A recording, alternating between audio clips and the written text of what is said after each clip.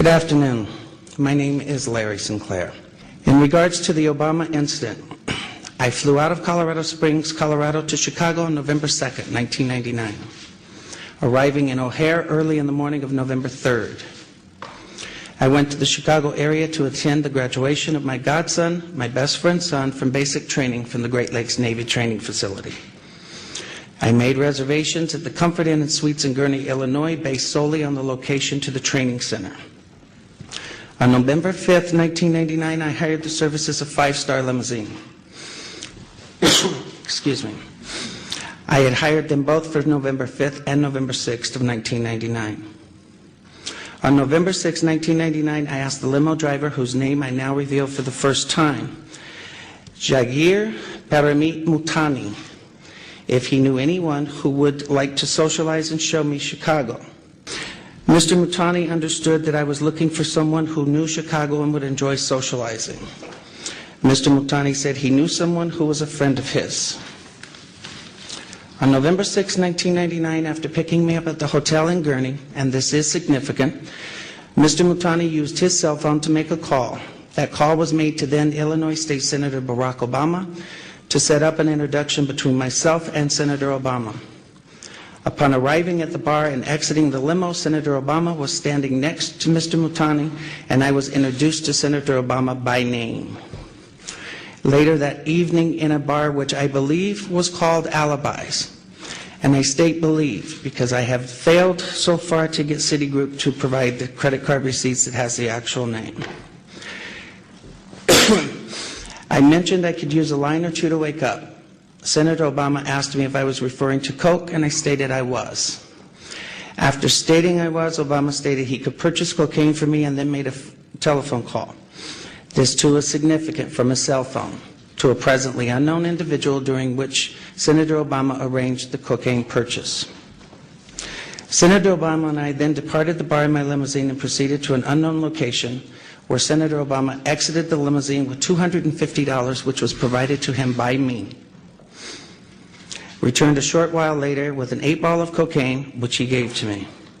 I did ingest a couple of lines of cocaine, and shortly thereafter, Senator Obama produced a glass cylinder pipe and packet of crack cocaine from his pocket. Obama then smoked the crack cocaine.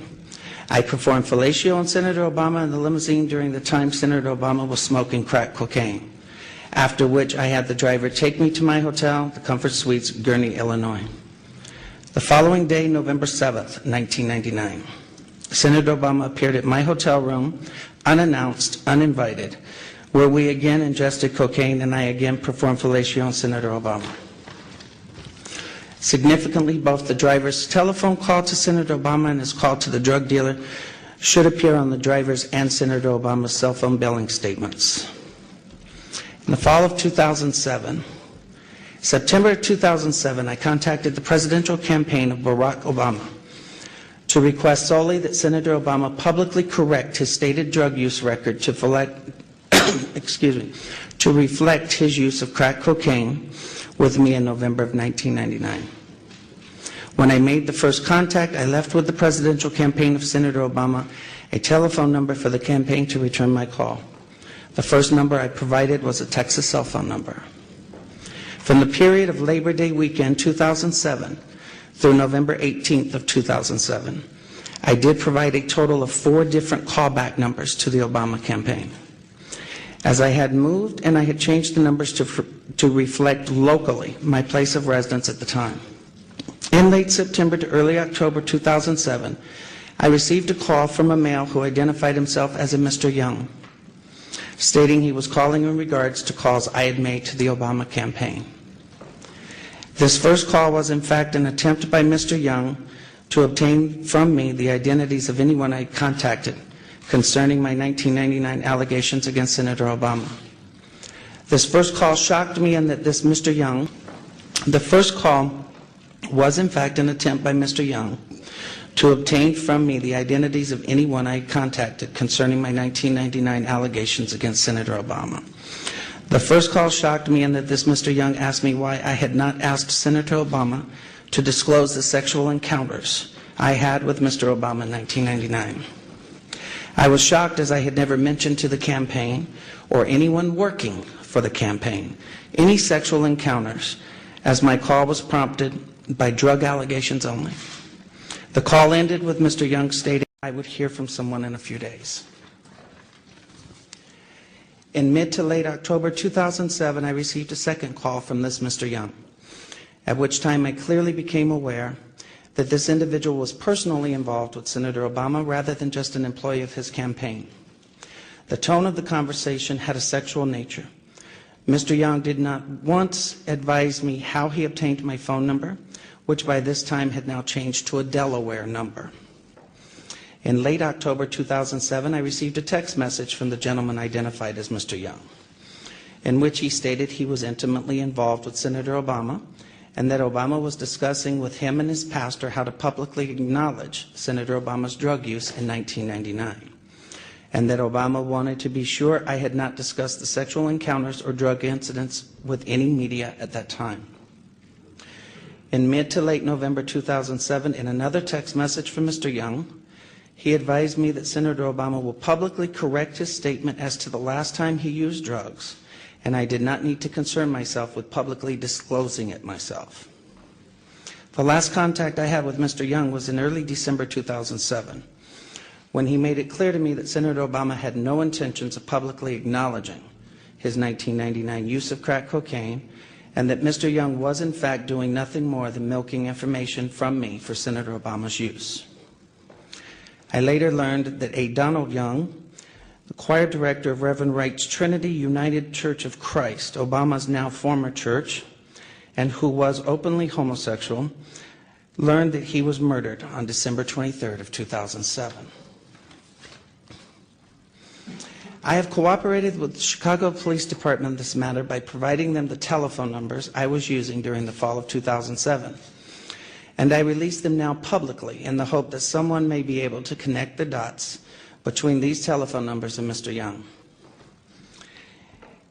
In what I now realize was a naive and uncounseled decision, I posted in January 2008 a video on YouTube where I related the above information regarding my liaisons with Senator Obama in 1999. The response was overwhelming, and I quickly became the recipient of what in hindsight appears to have been a coordinated attack on my character, with ever-increasing falsehoods circulating on the internet. Dan Parisi of WhiteHouse.com received $750,000 from the Obama campaign through David Axelrod's AKP Media and Message One, or Message and Media, I think, to organize an effort to publicly discredit me. When I confronted Dan Parisi with this allegation, he did not deny it. The polygraph results as misrepresented were immediately seized upon by the blogger community, and I became the subject of vicious lies about me. I was forced to file a lawsuit in an attempt to stop those lies about me that had been circulating. That lawsuit sought to obtain the proof of what I was saying about my contact with Senator Obama through subpoenas for the identities of the anonymous bloggers, so they could be linked to the Obama campaign and relevant records of the cell phone companies to prove the truth of my allegations. To date, though the lawsuit is now over 90 days old, Judge Henry Kennedy has refused to permit the suit to move forward so this evidence may be obtained.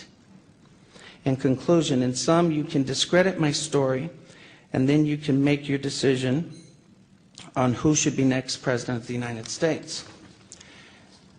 The burden is now off of me, as I have told my story without the distortions that have been intentionally heaped on me, and what my lawyer tells me is an ad hominem attack. Shoot the messenger so you don't have to hear the message he is bringing. I'm now done. It's for others to find the corroborating evidence of my story by locating the limousine driver, Mr. Multani, by checking the telephone numbers related to Donald Young and Senator Obama. I leave you with these questions that I've asked of Senator Obama, but in which he, of course, refuses to answer. Who wants to be the next President of the United States? Has refused to answer. Number one, why won't Senator Obama provide his cell phone numbers and telephone records for all his personal and official cell phones held by him for the time period of no more than November 3rd through November 8th of 1999 when we met? Two, Why won't Senator Obama provide his cell phone numbers and telephone records for all his personal and official cell phones held by Senator Obama for September 2007 through December 23rd of 2007, the murder of Donald Young? 3, why won't Senator Obama provide all email communication, both personal and campaign related, to and or from AKP Media and Message from January 18th, 2008 through February 29th of 2008 for Senator Obama, David Axelrod, and David Plouffe? 4th, why won't Senator Obama provide proof of all payments made from AKP Media, Obama for America, David Axelrod, David Plouffe, and Senator Obama's accounts for the period of January 18th, 2008 through February 29th of 2008? On a website that we posted today, LarrySinclair.org, you will find the documents that I have referred to in the statement.